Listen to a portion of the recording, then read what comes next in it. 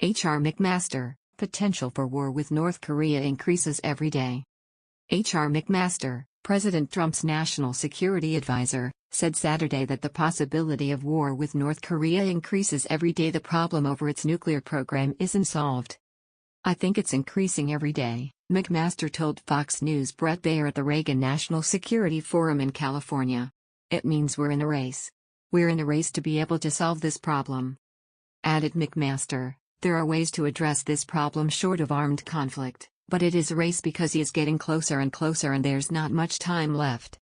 Last week, North Korea fired its highest ever intercontinental ballistic missile, flying 1,000 miles higher than during its first ICBM launch in July.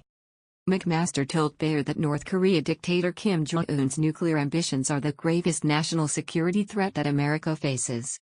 "The greatest immediate threat to the United States and to the world is the threat posed by the rogue regime in North Korea and his continued efforts to develop a long-range nuclear capability," he said. McMaster added, "So it's immensely important that we work together with all of our allies, partners, everyone internationally, to convince Kim Jong Un that the continued pursuit of these capabilities is a dead end for him and his regime." A senior U.S. official told Fox News on Saturday that the North Korean ballistic missile fired last week did not survive the re-entry to the Earth's atmosphere, but broke up on re-entry. Still, the president's national security advisor said North Korea is improving every time it conducts a test, even when it fails.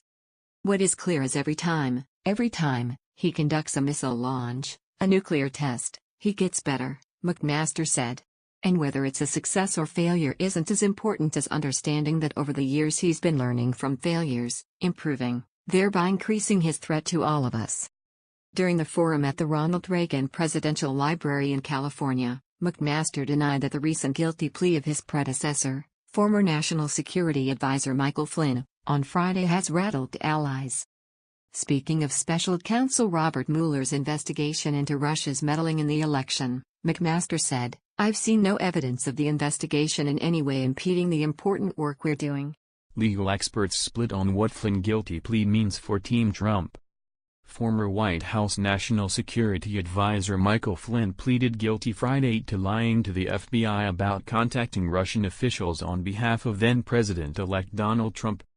The plea by Flynn, the first White House official to be charged in Special Counsel Robert Mueller's investigation, electrified Washington and set off intense debate among legal minds about what it portended for the future of the Trump White House.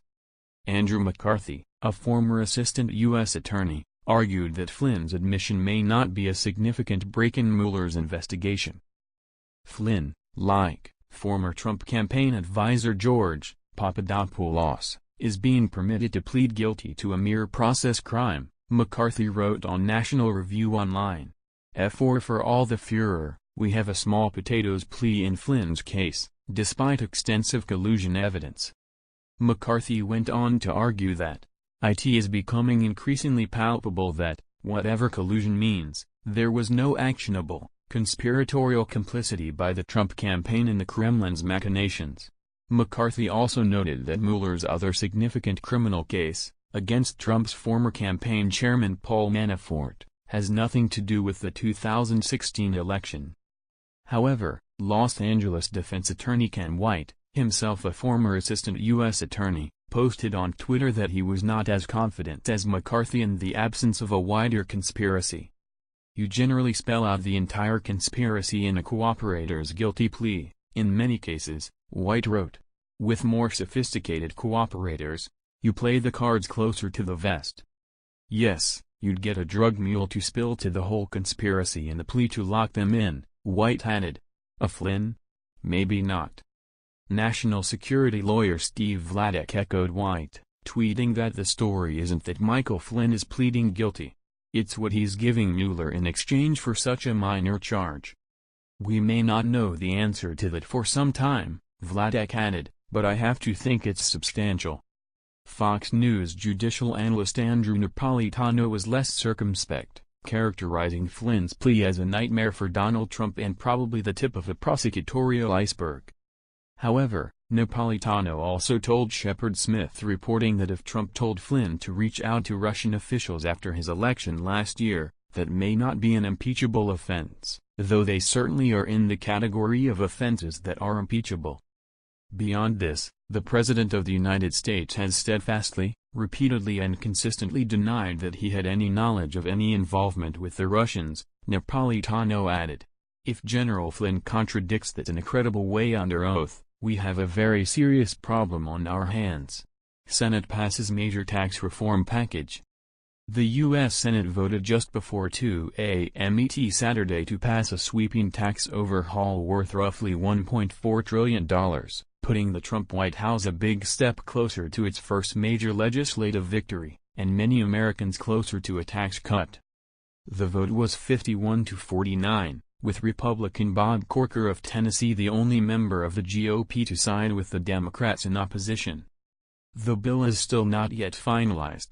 Saturday's vote means the Senate and House have passed similar tax reform plans, but negotiators from both chambers will start meeting Monday to agree on a single piece of legislation that both chambers must approve before it is sent to President Donald Trump for his signature. Here's how the latest legislation would affect you. What deductions can I claim under the Senate bill that just passed?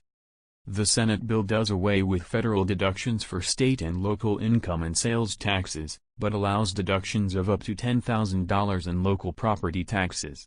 The legislation originally eliminated federal deduction for all state and local taxes, but the property tax exemption was later added at the insistence of Senator Susan Collins, Republican Maine, who said she was delighted about the change. What about personal deductions?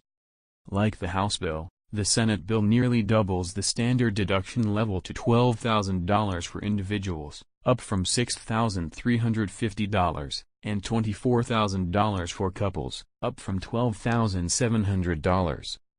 Any other deductions I could claim? The Senate bill retains the current limit for the home mortgage interest deduction to interest paid on the first $1 million of the loan.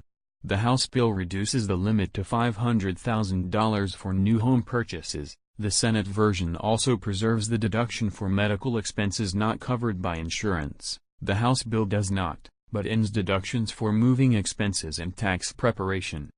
Why does the Senate bill allow deducting medical expenses not covered by insurance? Because the Senate bill also repeals Obamacare's individual mandate, while the House bill does not. If Obamacare's mandate is repealed, thousands of people are expected to drop their health insurance, raising the cost for those who decide to keep it. And the personal exemption? The Senate and House bills both eliminate the $4,050 personal tax exemption. Will the tax brackets change at all?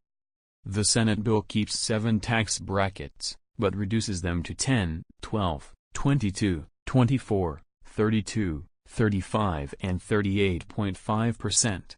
The current brackets are 10, 15, 25, 28, 33, 35, and 39.6%. The House measure condenses 7 brackets to 4, 12, 25, 35 and 39.6%. I own a small business. What would this mean for me? The Senate bill allows owners of so-called pass-through businesses, that is, businesses that aren't incorporated, to deduct 23% of their earnings, and then pay at their personal income tax rate on the remainder. This issue was a key concern of Senators Ron Johnson, Republican Wisconsin, and Steve Daines, Republican Montana, both of whom announced this week that they would support the bill. What about corporate tax rates? Like the House bill, the Senate bill cuts the current 35% rate to 20%. But the Senate bill calls for a 1-year delay in dropping the rate. When will tax reform take effect? President Trump and congressional Republicans had vowed to make tax reform law before the end of the year. If that happens, most of the provisions would come into force on January 1st. Will tax reform affect my returns for this year? The changes will not have any impact on your taxes for 2017. Which are due to the IRS by April 17, 2018, you get an extra 48 hours to file because the traditional April 15 due date falls on a Sunday. So when will the differences in the bills be hashed out? The House will vote on a motion to go to conference on the tax bills on Monday evening. The Senate is expected to vote on a similar measure soon after. Congress is scheduled to adjourn for its Christmas break on December 15, but House Speaker Paul Ryan has said he will keep the House in session beyond that date if necessary to get tax reform passed.